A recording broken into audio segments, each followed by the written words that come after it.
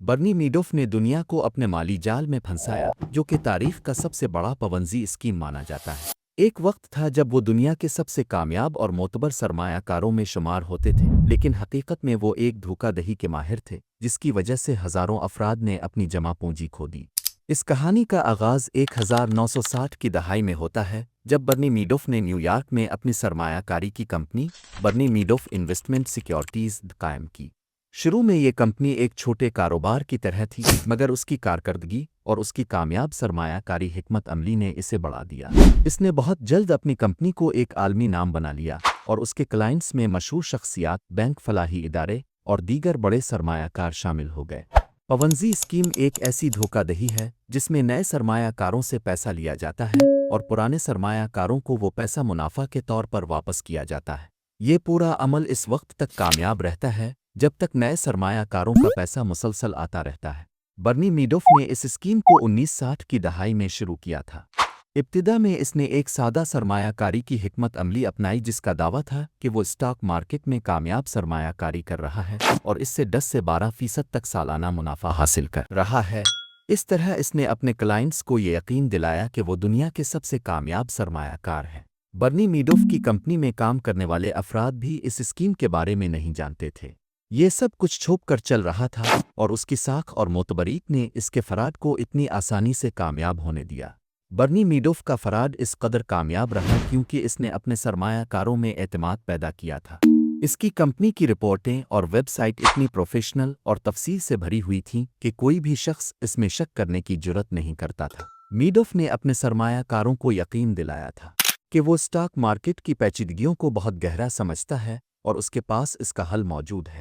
چونکہ میڈوف نے بہت جلد کئی مشہور شخصیات اور بڑے سرمایہ کاروں کو اپنے جال میں پھنسایا، سرمایہ کاروں کا خیال تھا کہ اگر میڈوف جیسے قابل شخص نے ان کے پیسے کا انتظام کیا ہے تو یہ ایک محفوظ سرمایہ کاری ہے۔ برنی میڈوف نے کبھی بھی حقیقی سرمایہ کاری نہیں کی۔ اس نے جو پیسہ حاصل کیا اسے نئی سرمایہ کاریوں میں نہیں لگایا بلکہ پرانے سرمایہ کاروں کو منافع دینے کے لیے استعمال کیا۔ اس کی کمپنی میں موجود پیسہ محض ایک سراب تھا جو سرمایہ کاروں کو دکھایا جا رہا تھا۔ میڈوف نے اپنے کلائنٹس کو یہ بتانے میں کامیابی حاصل کی کہ ان کے پیسے اسٹاک مارکیٹ میں بہت اچھے طریقے سے کام کر رہے ہیں، لیکن حقیقت میں ان پیسوں کا کوئی حقیقت سے تعلق نہیں تھا۔ یہ سب کچھ اتنے اچھے طریقے سے چل رہا تھا کہ کسی کو شک کرنے کا موقع ہی نہیں ملتا تھا۔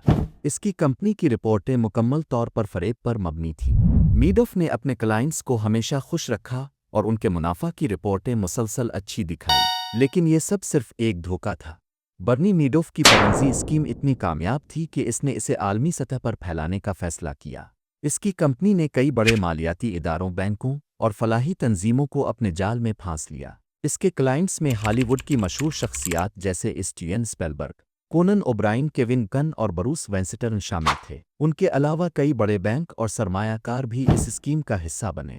اگرچہ اس کے کلائنٹس میں بہت سے لوگ جانتے تھے کہ وہ میڈوف کے ساتھ کام کر رہے ہیں، مگر انہوں نے کبھی بھی اس بات کا تصور نہیں کیا تھا کہ وہ ایک دھوکہ دہی کا شکار ہو رہے ہیں۔ اس کا سادہ اور صاف ستھرا کاروباری طریقہ کار اور اس کی کامیاب سرمایہ کاری کی حکمت عملی نے لوگوں کو یقین دلا دیا کہ میڈوف کی کمپنی ایک قابل اعتماد جگہ ہے۔ 2008 کا مالی بحران میڈوف کی اسکیم کے لیے تباہ کن ثابت ہوا۔ اس وقت تک میڈوف کا فراڈ ایک بڑے پیمانے پر پھیل چکا تھا اور دنیا بھر میں ہزاروں افراد نے اس کے ساتھ سرمایہ کاری کی تھی۔ مگر جیسے ہی عالمی مالیاتی بحران آیا، سرمایہ کاروں نے اپنے پیسے واپس نکالنے شروع کر دیے۔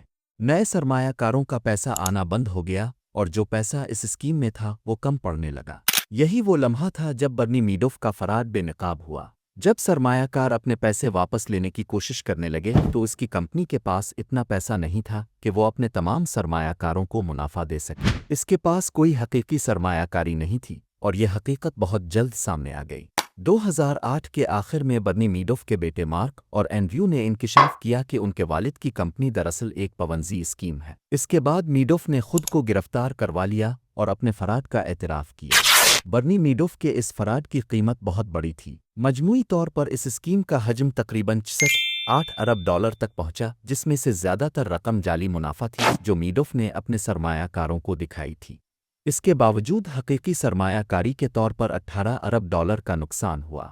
برنی میڈوف کو 2009 میں 150 سال قید کی سزا سنائی گئی۔ اس کی گرفتاری اور سزا نے دنیا بھر میں مالیاتی اسکینڈلز کے بارے میں آگاہی پیدا کی۔ اس کے ساتھ ساتھ اس اسکینڈل نے عالمی مالیاتی اداروں کے قوانین میں تبدیلیوں کی ضرورت کو اجاگر کیا۔ برنی میڈوف کا فراڈ ایک اہم سبق ہے۔